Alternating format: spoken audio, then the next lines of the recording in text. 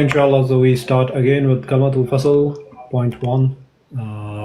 This is a book written by Mirza Bashir Ahmad, and the title says Kalimatul Fasl, which means the decisive word, Darbara Masla Kufr Islam, the decisive word in the issue of Kufr and Islam. So it's a very important read. We invite all the Ahmadis to read it. We're gonna, to make it easier for you, we are reading it, and then we are also presenting you the unofficial translation. After our reading, inshallah, you can come and you can tell us if we misread or something like that, inshallah. So Quran शरीफ के मुताले से पता लगता है कि अल्लाह ताला ने लोगों की हिदायत के लिए नबूवत और रिसालत के सिलसिले को जारी फरमाया, जैसा कि फरमाया इन मिन उम्मतिन इल्ला खला फीहा नज़ीर, यानी सफ़ा दुनिया पर कोई कौम ऐसी नहीं है जिसकी हिदायत और दस्तगारी के लिए हमने अपनी तरफ से कोई ऐसा शख्स मबूस ना किया हो जो लोगों को इनकी बद अमाल के नतीजा में आगाह करे और इनको उस आखिरी अजाब यानी जहन्नम में पड़ने से बचा ले जो अज़ल से मुनकरों के लिए तजवीज़ किया गया है। लेकिन या हसरतु इलल इबाद मा यातीहिम मिर रसूल इल्ला कानू बिही यस्तहज़िऊन, कोई रसूल ऐसा नहीं आया जिसकी पहली आवाज़ पर ही इसके तमाम कौम ने लबैक का नारा बुलंद किया हो और बिला चूं और चरा इसके पीछे हो लिए हों, हत्ता कि नबियों के सरताज सैयदुल अव्वलीन व आखिरीन मोहम्मद मुस्तफ़ा सल्लल्लाहु अलैहि वसल्लम भी लोगों की मुखालिफत से ना बचे, बल्कि ये कहना गलत होगा कि जिस सख्ती और शिद्दत और मत के साथ आपकी मुखालफत हुई ऐसी किसी की नहीं हुई। इसकी वजह यही थी कि आपको वो नूर दिया गया था जिसकी रोशनी के सामने सारे नूर मान पड़ गए। गर्जिया ये अल्लाह ताला की कदीम सुन्नत चली आई है कि वो एक मामूर की बेइज्जत के बाद उसकी कौम जो कि उस मामूर के मबूस होने से पहले अल-कुफ्र मिल्लत वाहिदा के हुक्म के मातहत एक ही रंग में रंगीन होती है, दो किस्मों पर मुनकसिम कर दिया करता है। इंशाल्लाह Umar, if you can translate that for us. Yes, a study in the name of Allah, the most gracious, in the name of Allah, the gracious, the merciful. A study of the Holy Quran reveals that Allah the Almighty initiated the system of prophethood and messengership for the guidance of people. As He states, there is no people to whom a warner has not been sent, meaning there is no nation for whose guidance and deliverance we have not sent a person from ourselves who would warn people about the consequences of their evil deeds and save them from falling into the final punishment, that is hell, which has eternally been decreed for the deniers. However, alas for my servants, there comes not a messenger to them, but they mock at him. No messenger has ever come whose entire nation responded with Labbaik, here I am, at his very first call, accepting him without question or objection. Even the crown of prophets, the leader of the first and the last, Muhammad Mustafa, peace and blessings of Allah be upon him, was not spared from people's opposition.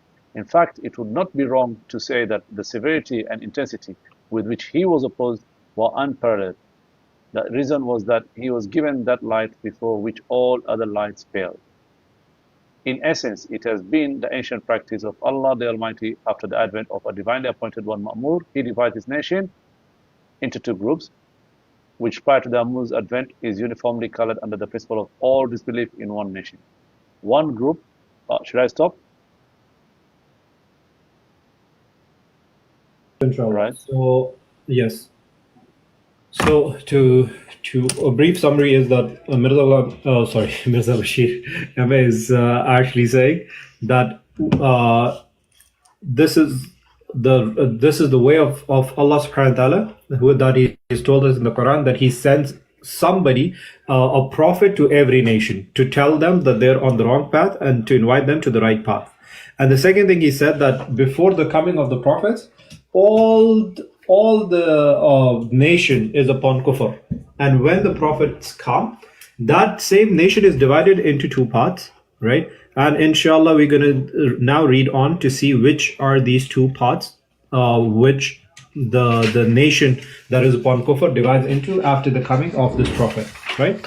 So he says, एक ही रंग में रंगी होती हैं, वो दो हिस्सों में मुनकसिम कर दिया जाता है। एक वो पहली किस्म, एक वो जो अल्लाह के रसूल की निदा पर रब्बना इन्नना समिअना मनादियन युनादी लिल ईमान इन्ना आमिनु बिरब्बिकुम फआमना कहते हुए इस रसूल की जमात में दाखिल हो जाते हैं और उन नेमतों के वारिस बनते हैं जिनका कि अल्लाह ताला ने मोमिनों से वादा फरमाया है। मगर इसके मुकाबिल एक दूसरा गिरोह वो होता है जो अपने पुकारने वाले की पुकार को तहकीर की नज़र से देखता है और खुदा के कायम करता सिलसिला की तबाही के दरपे होता है। इसी बदकिस्मती उसके उससे इनकार करवाती है और इसके जहल का पर्दा उसकी आंखों को इलाही नूर से फैयाब होने नहीं देता और इसकी शकादत इसके कदमों को अल्लाह ताला और इसके नबी की तरफ उठने से रोकती है और उसकी बदगुमानियां उसे आखिरकार जहन्नम के दरवाजे तक पहुंचा कर छोड़ती हैं। गर्द ये दो गिरोह होते हैं जो हाजा अजाब फरात व हाजा अमलह इजाज जो हर मामूर की बैसत के वक्त ला अबदी तौर पर पैदा होते हैं। ये गैर मुमकिन है कि अल्लाह ताला की तरफ से कोई हादी दुनिया में आवे और फिर तमाम के तमाम लोग इस पर ईमान ले आवें, जैसा कि ये गैर मुमकिन है कि एक नबी के पैदा होने पर कोई भी सईद रूह ऐसी ना निकले जो मिन अंसार इल्लाह की आवाज़ पर नहनु अंसारुल्लाह के नारा बुलंद कर सके, क्योंकि रसूलों का आना एक बारिश के रंग पर से जिसकी जगह से मुसवत्ता जिसकी वजह से सतह ज़मीन पर हर किस्म की रोईदगी ज़ाहिर होती है। वो ज़मीन जो अपने अंदर एक गंदा बीज लिए हुई है, इससे एक बदबूदार दरख्त निकलेगा, और वो ज़मीन जिसके नीचे किसी खुशबूदार फूल का बीज है, ज़रूर है कि बारिश के बाद फट कर दुनिया को अपने मख्फी ख़जाने से मालोमाल करे। यही अल्लाह ताला की सुन्नत है। वलन तजिदु लसुन्नतुल्लाहि तब्दीला।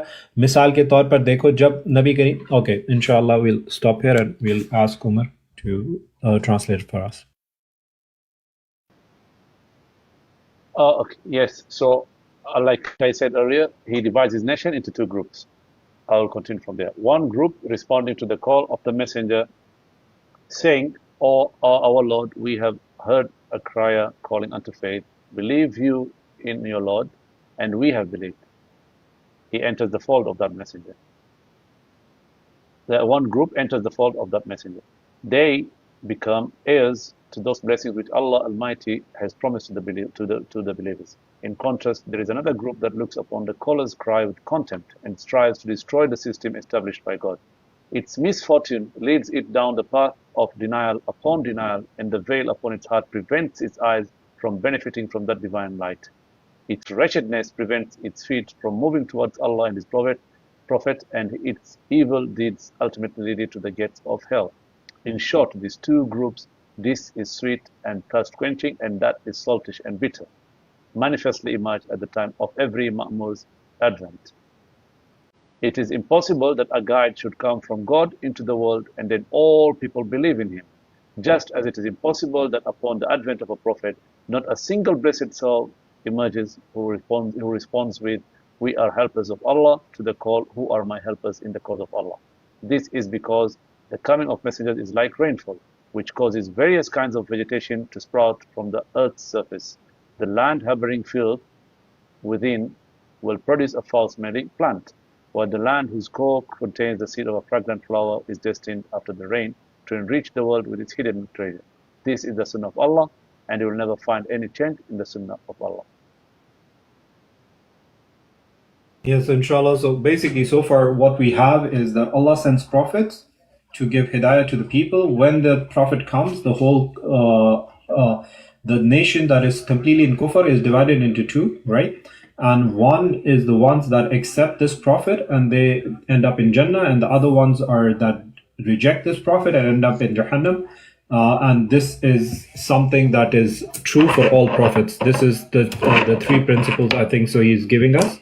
Umar, do you want to add anything to that? No, let's keep reading. Let's keep reading. Okay, inshallah. مثال کے طور پر دیکھو، جب نبی کریم صلی اللہ علیہ وسلم نے عرب کے مشرکوں کو للکارا کہ اے مشرکو، توحید کے جھنڈے کے نیچے آ جاؤ اور اس خدا کی پرستش میں لگ جاؤ جس نے زمین اور آسمان کو پیدا کیا اور تمہاری آسائش کے سامان دنیا میں مہیا کیے، تا خدا کے دفتر میں تمہارا نام کامیاب گروہ میں لکھا جاوے۔ تو اس آواز پر ایک ابو جہل بھی تھا جو اٹھا اور اس نے اس پاک وجود کو اذیت پہنچانا شروع کر دی جس کے اندر الہی جمال اور جلال اس قدر حلول کر چکا تھا کہ اللہ تعالیٰ نے فرمایا ما رمیت اذ رمیت ولکن اللہ رما، نیز ان الذین یبایعونک انما یبایعون اللہ ید اللہ فوق ایدیہم، اور پھر اس کو اس قدر قرب بخشا کہ فرما دیا کہ کل ان کنتم تحبون اللہ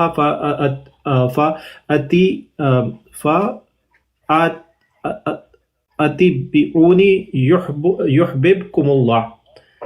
What is this word, Umar? Inshallah, correct me in your time. فتبعونی یا فتبعونی یحببکم اللہ، یعنی لوگوں اگر اللہ تعالیٰ کی کوئی محبت تمہارے دلوں میں ہے تو آؤ میرے پیچھے ہو لو، ما تم اللہ تعالیٰ کے محبوب بن جاؤ۔ سبحان اللہ، کتنا بڑا رتبہ ہے اس شخص کا جس نے اطاع انسان کو اللہ تعالیٰ کے محبوب بنا دیوے، مگر باوجود اس کے اس بات کے انکار کرنے والے نے انکار کیا اور کہنے والے نے کہا کہ نعوذ باللہ یہ مجنون ہے، اس سے قتل کر دو، قید خانے میں ڈال دو، ملک سے نکال دو۔ لیکن جہاں ایسا گروہ تھا وہاں وہ لوگ بھی تو پیدا ہو گئے جن کی نسبت خود ذات باری تعالیٰ سے فتویٰ آ گیا کہ رضی اللہ عنہم ورضوا عنہ، اور جنہوں نے اسلام کی خاطر بے شمار مصائب کو برداشت کیا اور اپنے گھروں سے نکالے گئے، بیوی بچوں سے جدا کیے گئے، رشتہ داروں، عزیزوں اور دوستوں سے یک قلم الگ ہونا پڑا، خدا کے راستے میں اپنے خون کے پانی کی طرح بہایا، مگر جس در پر سر رکھا تھا اسے نہ چھوڑا اور ہرگز نہ چھوڑا۔ لا الہ الا اللہ محمد رسول اللہ کیا تھا، ایک بیڑی تھی، کیا تھا ایک بیڑی تھی جس نے ان کی رگ رگ میں برقی طاقت بھر دی اور ان سے وہ کام کروائے جو خوبصورت دیگر ناممکن الواقعہ تھے۔ کیا کوئی قیافہ دان اس بات کا پہلے سے اندازہ کر سکتا تھا کہ عرب کے ریگستان سے وہ چشمہ جاری ہونے والا ہے جو ساری دنیا کو اپنے اندر لے گا؟ اور کیا کسی نجومی کا علم اسے یہ خبر دے سکتا تھا کہ مکہ کے قریش ایک دن سارے جہاں کے استاذ بنیں گے اور دنیا کے بڑے حصے پر اپنی حکومت پھیل جائے گی؟ عرب کے لوگ پرانے رسوم کے سخت پابند تھے اور عرب کے قبیلوں میں باہم اس قدر کشمکش تھی کہ کسی کو وہم بھی نہیں گزر سکتا تھا کہ یہ لوگ جو ایک دوسرے کو خون کے پیاسے ہو رہے ہیں اور ہمیشہ آپس میں دست و گریباں رہتے ہیں، ایک دن اسلام کے جھنڈے تلے جمع ہو کر تمام دنیا پر ایک سیل کی طرح چھا جائیں گے۔ غرض ہر معمور کی بعثت کے وقت دو گروہوں کا پیدا ہو جانا سنت اللہ میں داخل ہے، اور کیونکہ معمور کے بھیجنے سے اللہ تعالیٰ کے مطلب ہی یہ ہوتا ہے کہ طیب کو خبیث سے جدا کرے اور شقی کو سعید کے درمیان تمیز پیدا کرے۔ یہ تمیز ماننے والے اور نہ ماننے والے فرقوں کی صورت میں ظہور پذیر ہوتی ہے، اور ان کے ہر مخالف گروہوں میں ہمیشہ اس قدر نمایاں اختلاف ہوا ہے کہ دیکھنے والا کبھی کسی کے متعلق شک میں نہیں پڑ سکتا کہ وہ کس گروہ میں سے ہے، اور اس نمایاں فرق کی وجہ یہ ہوتی ہے کہ ہر دو مخالف گروہوں کا امتیازی نشان دل کی کسی کیفیت کے ساتھ تعلق نہیں رکھتا، بلکہ ہر ایک نبی کی بعثت کے وقت اس کے خاص نبی کو اللہ تعالیٰ کی طرف سے ہدایت کے لیے معمور مان لینے یا انکار کر دینے پر سارا مدار ہوتا ہے۔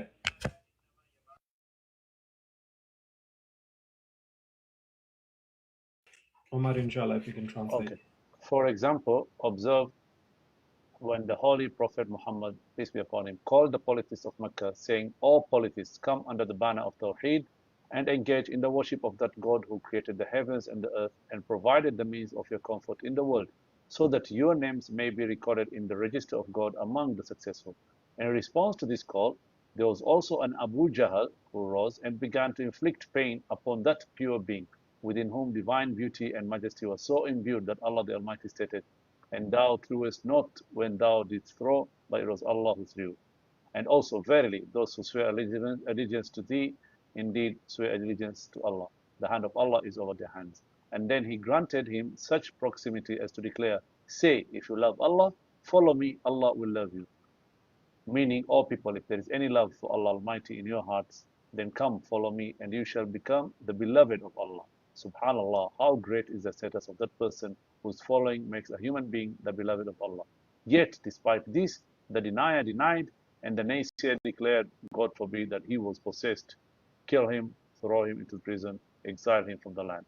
However, where such a group existed, there also emerged those people concerning whom the verdict came from God Almighty Himself. Allah is well pleased with them, and they are well pleased with Him.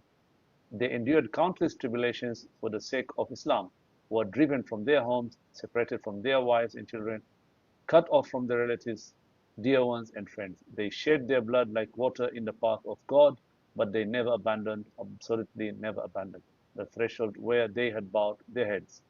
What was La ilaha illallah Muhammadur Rasulullah? It was a seed that filled their every vein with electric power and made them perform deeds that were otherwise impossible. Could any physiognomist have predicted beforehand that a spring was about to gush forth from the deserts of Arabia that would encompass the entire world?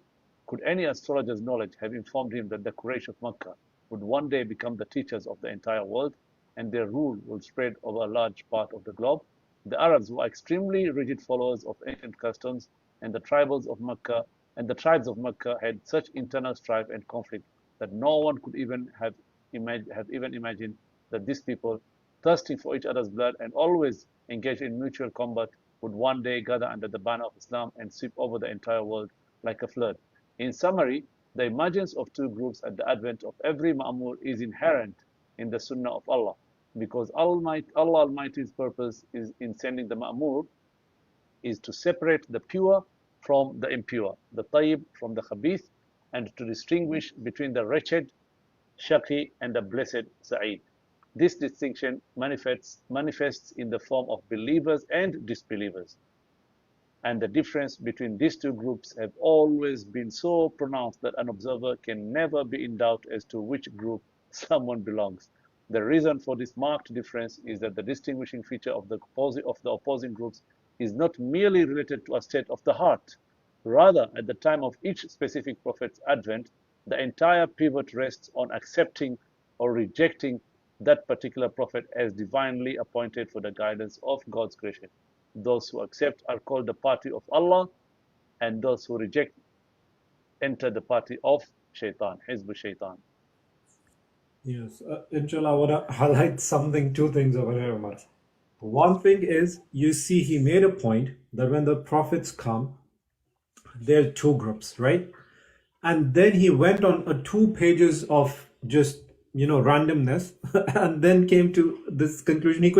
We could have skipped the 2 pages and read the last 2 lines and come to the same conclusion. Do you understand the amount of rhetoric that they put in the writing to confuse the people, right? But at the end of the day, this line actually sums the whole, the 4th point for us, is that when that prophet comes, he separates the believers from the disbelievers. And this separation is not it's not done based on what is in the heart of people, right? Because that is not apparent. This separation is done based on whether a person accepts the prophet or rejects the prophet, right? And any outsider, a third person, can see and can judge he's a believer or a disbeliever because he can see whether he's accepted the prophet, he's a believer. If he's rejected the prophet, he's a disbeliever, right? And basically the one who accepts, right, is called the group, the hizb, the army of Allah subhanahu wa ta'ala, the group of Allah subhanahu wa ta'ala. And whoever rejects is part of the hizb shaitan. He's from the group of the shaitan, the group of the devil, or the army of the devil, or the classification of somebody uniting with the devil. So this is the framework. Till now, what we learned was Allah sends prophet. When prophets come, two groups are generated, and these 2 groups are based on their acceptance or rejecting that prophet. And whoever accepts goes to Jannah, and whoever rejects goes to Jahannam. Umar and Bashir Bhai, you want to add something to this?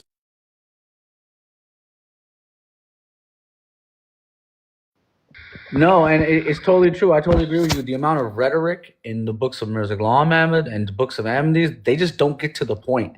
They build up. And even if you listen to the speeches of Mirza Masur Ahmad, Mirza Tahir Ahmad, they're building up. No, people do this, then people do this, but this person, if he's a certain way, he does this, and those people don't act this way, and they're like it's just rhetoric that has no fact in it at all. It's just the weirdest thing in the world. It's like the 80-year-old college professor who can just talk for hours and hours about nothing. And it's like, dude, what did you just tell us for the last hour? And in person, these guys are talking real slow too. So it's very strange. It's very strange. Jiba, that's my only comment. He could Yeah, have provided the same amount of information in 4 lines, to be honest. exactly, Omar, go exactly. ahead. Yes, exactly. That's the point. Like you said, the last 2 lines, let's say the last paragraph, that's enough. That's more than enough. He's basically trying to say, after the coming of Mirza Ghulam Ahmad, there is only going to be 2 groups, the party of Allah and the party of Shaitan. And he has mentioned earlier, they're disbelievers and believers. That's the only 2 groups. That's why this is a very important point that you have to bear in mind. Regardless of what the Ahmadis tell you, whether they address the Muslims as Muslims, as kuffar, as Muslim kuffar, as kuffar Muslim, as Chinese, as Japanese. The fact of the matter, there is only 2 groups. Once a prophet appears, the nations are divided into only 2 groups, believers and disbelievers. As he's going to be providing evidence later, he's going to provide evidences for this. This is not just something he's making up. He's providing evidences for this. He's going to show us where he got his proofs for. Why is he saying this stuff? So, Omar, you're actually acting as if these things aren't clear in the text and wouldn't be clarified in the text. Subhanallah, they will be made abundantly clear as you yourself already know. Yeah. So, inshallah, Omar, can you because the viewers have not read. We have read the book, but the viewers haven't. Yeah. So I don't want to spoil it for them. I'm not going to give them the ending without reading it. That's the whole point. Yes, inshallah. So I'm also writing down brief notes so we can basically just put a small written summary, and Bashir Bhai can write. He has already an article about Kalimatul Fasl. He can maybe, inshallah, write a nice article for us to summarize the way they have developed the argument. So inshallah, now we're reading on from page number 93 of this Kalimatul Fasl. Sorry, not 93. Yes, 93. So, inshallah, the very last line of 93 is the last thing we read. And it says, जो मान लेते हैं वो Hezbollah के नाम पर से पुकारे जाते हैं, और जो इनकार कर देते हैं वो हिज़्बुल शैतान में दाखिल होते हैं. अरबी ज़बान में चूँकि मान लेने के लिए ईमान का लफ्ज़ आया है, इसलिए मान लेने वाली जमात मोमिनीन की जमात कहलाती है. और चूँकि इनकार कर देने के मानी अरबी ज़बान में कुफ़र के है, इसलिए इनकार करने वाले लोग काफिर के नाम से पुकारे जाते हैं. इसमें किसी की हद तक इज़्ज़त मुराद नहीं होती, बल्कि सिर्फ अमर वाक़े का इजहार होता है, क्योंकि अगर हम किसी को मोमिन कहते हैं तो उससे हमारा मतलब होता है कि इसने मान लिया है, और अगर किसी को काफिर के नाम से याद करते हैं तो इससे हमारी मुराद फ़कत यही होती है कि इसने इनकार कर दिया है. हाँ, इस जगह याद रखना चाहिए कि बहुत से अल्फाज ऐसे होते हैं जो अपने लुग़वी मानों के अलावा एक इस्तिलाही मफ़हूम भी अपने अंदर रखते हैं, लेकिन ये ज़रूरी होता है कि इस्तिलाही मानी लुग़वी मानी पर मबनी हो, क्योंकि अगर ऐसा ना हो तो इस्तिलाहात के मफ़हूम को समझना सख्त मुश्किल हो जावे. मिसाल के तौर पर देखो, अरबी ज़बान में रसूल इस शख्स को कहते हैं जो एक की तरफ से दूसरे की तरफ पैगाम्बर बनाकर भेजा जावे, और नबी इस शख्स को कहते हैं जो कोई ख़बर देवे, क्योंकि नबी का लफ्ज़ नब्बा से निकला है, जैसे जिसके मानी ख़बर के हैं, जैसा अल्लाह ताला ने फरमाया, अम्बिऊनी बि अस्माई हाउलाई, इन कुंतुम सौदिकीन। बस लुगत के लिहाज से जायज़ होगा कि हर पैगंबर को रसूल और हर खबर देने वाले को नबी से नाम से पुकारा जावे, लेकिन मैं अभी बतला आया हूँ कि लुग़वी मायनों के अलावा बाज़ अल्फाज के इस्लाही मायने भी होते हैं। अब अगर शरीयत इस्लाम की इस्तिलाह में रसूल और नबी के अल्फाज के मानी देखे जावे तो मालूम हो जाएगा कि रसूल कहते हैं इस फ़र्द कामिल को जिसको अल्लाह ताला अपने अहले दुनिया की तरफ पैगंबर बनाकर भेजे और जिसे मामूरियत की खलकत अता करके खल्क़ल्लाह के हिदायत के लिए खड़ा करे। और फिर इसी पर नहीं बल्कि ज़रूरी है कि ऐसे शख्स का नाम अल्लाह ताला की तरफ से भी रसूल के नाम से पुकारा गया हो, क्योंकि शरीयत इस्लाम में रसूल की इस्तिलाह का मफ़हूम पूरा नहीं होता जब तक खुदाई सनद साथ ना हो। यही हाल है लफ्ज़ नबी का। कोई शख्स शरीयत की इस्तिलाह में नबी नहीं कहला सकता जब तक कि वो अल्लाह ताला से ममूर की हैसियत से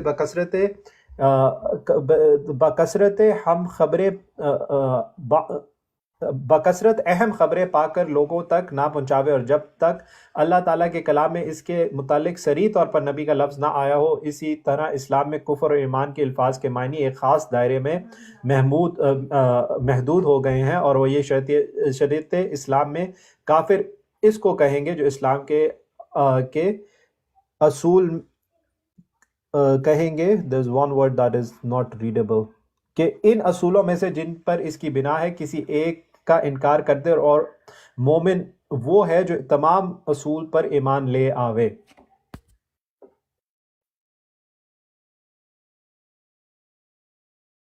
उमर इंशाल्लाह।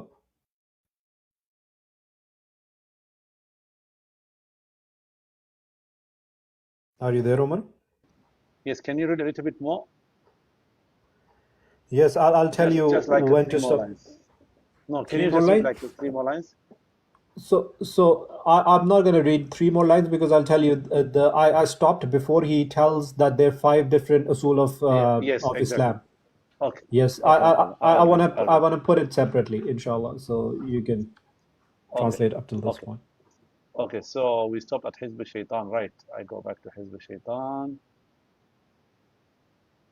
Where is that? Where is the Hizb Shaitan?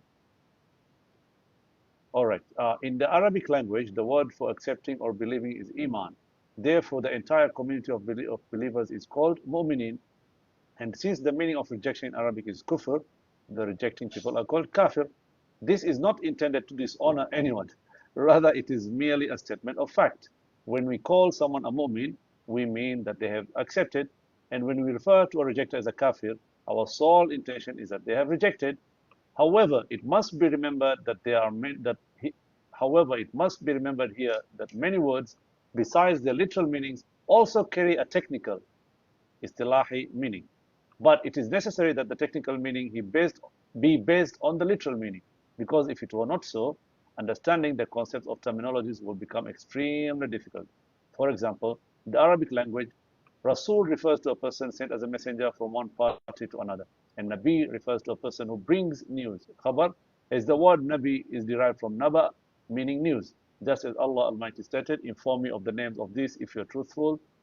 From a literal perspective, it would be permissible to call every messenger a Rasul and every newsbringer a Nabi. However, as I mentioned, besides literal meanings, some words also have technical meaning. Now, if you look at the meaning of the words Rasul and Nabi in the terminology of Islamic Sharia, we find that Rasul refers to that perfect individual whom God sends as a messenger to the people of the world, bestows upon him the mantle of messengership, and raises him for the guidance of God's creation. And it doesn't end there. It is also necessary that such a person be called Rasul by Allah Almighty Himself, because the concept of the term Rasul in Islamic Sharia is not complete without divine sanction. The same applies to the word Nabi. No person can be called a Nabi in the terminology of Sharia unless he receives abundant knowledge of unseen matters from Allah Almighty and conveys it to the people, and unless the word Nabi has explicitly been used for him in the word of Allah. Similarly, in Islam, the meanings of the words kufr and iman have become confined within a specific scope.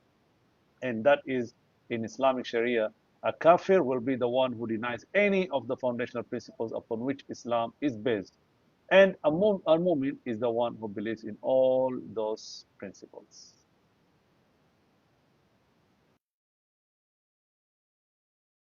Thanks, Umar. So basically, the point that was made so far, again, another such a long rhetoric to make a very simple point, right? The first point is that he said that because the person who accepts is a mu'min and a person who rejects the prophet is a kafir, right? And then he says that we are not using it as a derogatory term, right? It is a fact. We're stating the fact. And then this was the first point. And when we call that Ahmadis are kuffar, we have the exact same intent. We don't intend to insult them. This is not something which is a bad word. According to Mirza Bashir Ahmad explaining it, we are just stating the fact that this is what we think is the matter of fact, and we're stating it. And the second point was he just wanted to basically make this point that a word has a literal meaning and the word has a meaning in a context, either in Islamic Sharia or it has a technical meaning in language. He just wanted to make the statement that the word has a literal meaning and it has a different technical meaning. And he went through all this, Nabi is this and Prophet is this and the Messenger is this. He went through all that discussion to explain this very simple point. And inshallah, then he gave us the literal definition of a mu'min and a kafir. So one who accepts is a mu'min and one who rejects is a kafir. And now he's giving us a technical definition, and I want our brothers and sisters to listen to the technical definition of Islam and kufr that he gives, and then ask us and tell us whether the non-Ahmadis, according to them, do they fit in the literal definition and the technical definition, or do they just they are only accommodated in the literal definition? Because whenever we're discussing with them, they're saying that, oh yeah, we're just saying that you don't deny Mirza Ghulam Ahmad, so you're kafir of Mirza Ghulam Ahmad, right? And they try to make it as if it's just on the literal front that they're calling us kafir. But this book actually completely proves that no, we are kafir according to them in the literal sense and also in the technical sense. Technical sense here being in the Shariat of Islam. Umar and Bashir, you want to make a point? And I'm gonna have to go back and read the English because I haven't read the entire book from cover to cover. But this is interesting, and I'm learning here. And we need to also make a note of how many times does the word a moment appear in this book altogether. So yeah, that's just my impressions here in the first few pages, brother. Yeah, let's move on. I agree.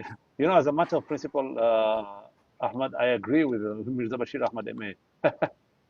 Yes, I agree with him. So far, everything he said, I agree with him. There's not a single point that he made that we don't agree with him, right? We just don't agree that I just don't agree with one part. I just disagree with his misuse of the Sunnah of Allah. That part, he's trying to make a point which I agree with, but he misused the verse. It's not applicable. Yes. But so we are not talking about. Yes, I'm not talking about his examples and his evidences. I'm talking about his premises. I'm talking about his principles that he's bringing. I agree with the principle that Allah sends the Prophet. I agree with the principle that when Prophet comes, people accept and reject him, and based on that acceptance and rejection, they end up in heaven or hell, right? I agree with this principle, and I also agree with the principle that the word kufr has a literal meaning in language, and then word kufr and mu'min also has a meaning in Islamic Sharia. I agree with this. Now he'll tell us what is the meaning of being a mu'min and a kafir in the Islamic Sharia. So inshallah we read on. So I'll read a couple of lines to just before where we stopped. और जब तक अल्लाह ताला के कलाम में इसके मुतालिक सरी तौर पर इसी तरह इस्लाम में कुफ्र और ईमान के अल्फाज के मानी एक ख़ास दायरे में महदूद हो गए हैं, और वो ये है कि शरीयत इस्लाम में काफिर उसको कहेंगे जो इस्लाम के इन असूलों में से जिन पर इसकी बिना है किसी एक का इनकार कर दे, और मोमिन वो है जो इन तमाम असूलों पर ईमान ले आवे। इस्लाम ने जो मजहब के 5 असूल बताए हैं वो हैं अल्लाह ताला पर ईमान, नंबर 2 मलाइका पर ईमान, नंबर 3 अल्लाह के रसूलों पर ईमान, नंबर 4 उसकी किताबों पर ईमान, और नंबर 5 यौमुल आखिरह पर ईमान। इन 5 असूलों में से अगर किसी एक का भी मुनकिर हो जावे तो वो तमाम फ़िरका हाय इस्लाम की नज़र में काफिर और दायरा इस्लाम से खारिज है। बस मोमिन बनने और कहलाने के लिए ज़रूरी होगा कि इन 5 असूलों पर ईमान लाया जावे जिनको इस्लाम ने ईमान की शर्त करार दिया है। ये है ईमान और कुफर की तारीफ जो इस्लाम ने हमको सिखाई, वरना लुग़वी मानों के लिहाज से तो शैतान का इनकार करने वाला भी काफिर है, जैसा कि खुद कुरान शरीफ में अल्लाह ताला ने मोमिनों की निस्बत फरमाया है, युकफ्फिरु बित्तागूत। लेकिन वो कुफर वो है जिसकी निस्बत एक मोमिन बड़ी दलेरी के साथ कह सकता है कि अगर कुफर बुद खुदा अस्त काफरन, it basically means that if this is kufr, I am a kafir.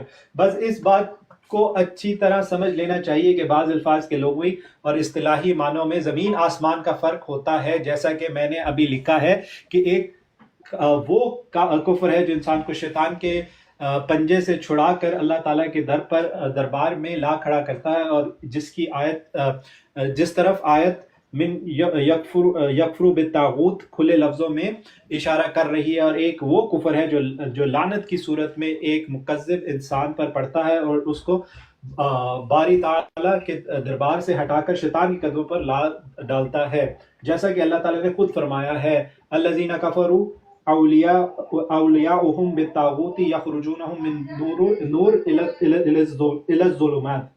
ये जाहिर है कि पहला कुफर लग़वी कुफर में दाखिल है, मगर दूसरा कुफर इस्तिलाही कुफर में लुग़वी तौर पर तो कुफर का लफ्ज़ हर इनकार पर बोला जाएगा, ख्वाह वो अल्लाह का इनकार हो ख्वाह शैतान का, मगर इस्तिलाही तौर पर काफिर सिर्फ उस शख्स को कहेंगे जो ईमान के 5 असूलों में से किसी असल का इनकार कर दे। इस जगह ओके, इंशाल्लाह I'll move on to the second part after you translate this.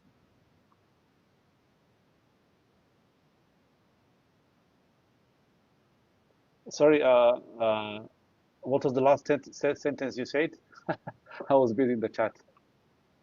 The last sentence is that a true kafir is the one, the meaning of kufr here is the one who rejects one of the principles of the 5 principles mentioned. Okay. So yes, to continue. Islam has laid down 5 foundational principles of religion: belief in Allah, belief in His angels, belief in His messengers, belief in His books, and belief in the last day. If anyone denies even one of these 5 principles, they are, in the view of all Islamic sects, a kafir and outside the pale of Islam. I'm going to read that again. If anyone denies even one of these 5 principles,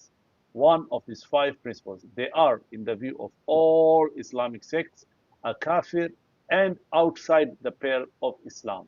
Therefore, to become and be called a mu'min, it is necessary to believe in these 5 principles which Islam has made the condition of Iman. This is the definition of Iman and Kufr that Islam has taught us. Otherwise, according to literal meanings, even one who rejects Satan, Taghut, is a kafir.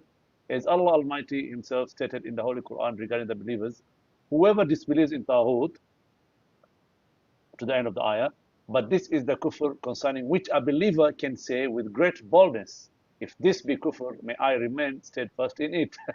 Thus, it should be well understood that there is a world of difference between the literal and technical meaning of some words. As I have just written, there is one kufr that rescues a person from the clutches of Satan and brings them to the court of Allah Almighty, towards which the verse, whoever disbelieves in Taghut, clearly points. And there is another kufr which falls upon a denier in the form of a curse, removing them from the court of the Almighty and casting them at the feet of Satan. As Allah Almighty Himself has stated, as for those who disbelieve, their patrons are Taghut, who bring them out of light into darkness. It is evident that the first kufr falls under literal kufr, but the second kufr is technical kufr. Literally, the word kufr will apply to every rejection, whether it is the rejection of God or the rejection of Satan. Technically, however, we'll only call that person a kafir who denies any of the 5 principles of Iman. Technically, however, we will only call that person a kafir who denies any of the 5 principles of Iman.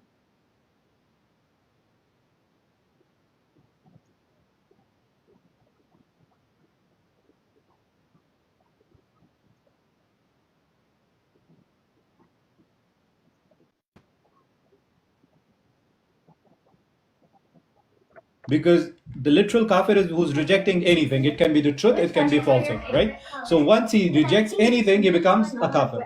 But now he's just literal kafir at this point. How will he become a technical kafir under the Sharia of Islam? Is that if he's rejecting one of the five things, right? Is that very clear, Omar? 100% clear, very clear. Okay. So, so we have to see if Muslims are just literal Just a quick kafir reminder. or literal All right. and technical kafir. Just a quick reminder. Now, remember we said at the beginning, there's only two groups now. There's only two groups. After the coming of a prophet, there's only two groups. Yes. Believers and... They're just only two groups. Yeah. They're just only two groups, and the one group are Momin, literal, right? And also technical. And the other group is Kafir, literal and technical, right? So he says, okay, where did I? Yeah. Yeah. اس جگہ چونکہ صرف ایمان بالرسول کی بحث ہے، اس لیے ایمان کے اصولوں میں سے صرف اسی اصل پر بحث کی جائے گی. سو واضح ہو کہ ایمان بالرسول کے یہ معنی نہیں کہ صرف سلسلہ رسالت کے حق کو مان لیا جاوے، بلکہ اس سے یہ مراد ہے کہ اللہ تعالیٰ کے ہر ایک رسول پر ایمان لایا جاوے. مومن کا فرض ہے کہ ہر ایک ایسے شخص کو قبول کرے جس کو اللہ تعالیٰ نے رسول بنا کر دنیا میں بھیجا ہے. کسی ایک رسول کا منکر ایمان کی شرائط میں سے ایک نہایت ضروری شرط کو توڑنے والا اور خدائی حکومت کے خلاف بغاوت کا جھنڈا کھڑا کرنے والا ہے. یہی وجہ ہے کہ گو یہود مسیح ناصری سے پہلے کے انبیاء اور مرسلین کو اللہ تعالیٰ کی طرف سے یقین کرتے تھے، لیکن مسیح کے انکار کی وجہ سے وہ ایسے دور پھینکے گئے اور اللہ تعالیٰ کا عذاب ان پر نازل ہوا کہ آج تک ان کی قوم دنیا میں ذلت اور قہر کی نظر سے دیکھی جاتی ہے. اور مسلمان کو خاص کر ان کو مغضوب علیہم کے نام سے یاد کرتے ہیں. اس کا سبب یہی تھا کہ انہوں نے اسلام کے اصولوں میں سے ایک اصل یعنی ایمان بالرسول کو چھوڑا، اور اس کو بھی پوری طرح نہیں چھوڑا، بلکہ وہ بہت رسولوں پر ایمان لاتے تھے، خاص کر حضرت موسیٰ جو صاحب شریعت نبی تھے. ان کی غلامی کا ان کو خاص فخر تھا، مگر صرف مسیح کے انکار سے ان پر لعنت کی مار پڑی، اور موسیٰ جیسے عظیم الشان نبی کی طرف منسوب ہونے کے باوجود بھی ان کو کافر کا خطاب دیا گیا. اور ضرور تھا کہ ایسا ہوتا، کیونکہ خدا کے رسولوں کو نظر استخفاف سے دیکھنا کوئی معمولی بات نہیں ہے، اور وہ اللہ تعالیٰ کے نام کو روشن کرنے کے لیے دنیا میں آتے ہیں. بس جو ان سے جنگ کرتا ہے وہ اللہ تعالیٰ کے نام کو مٹانا چاہتا ہے، اس لیے خود اس کا نام و نشان صفحہ روزگار سے مٹا دیا جاتا ہے. یہ کہنا کہ اللہ تعالیٰ کے بعض نبی تو ماننے کے قابل ہیں، اور مگر بعض نعوذ باللہ اس قابل نہیں ہوتے کہ ان پر ضرور ایمان لایا جاوے، ایک لعنتی خیال ہے. اور کیونکہ اللہ تعالیٰ کے مرسلین نبی یا رسول ہونے میں ایک دوسرے کے برابر ہوتے ہیں، اسی طرح یہ آیت اشارہ کرتی ہے لا نفرق بین احد من رسولی. خداوند کریم نے نبوت کا ایک سلسلہ اس کے طور پر اس لیے رکھا ہے تاکہ انہی نور ایک خاص وقت میں محدود نہ ہو جاوے، بلکہ مختلف زمانوں اور مختلف مقاموں پر اس کا ظہور ہو. I think so we can stop at the ayah لا نفرق بین احد من رسوله.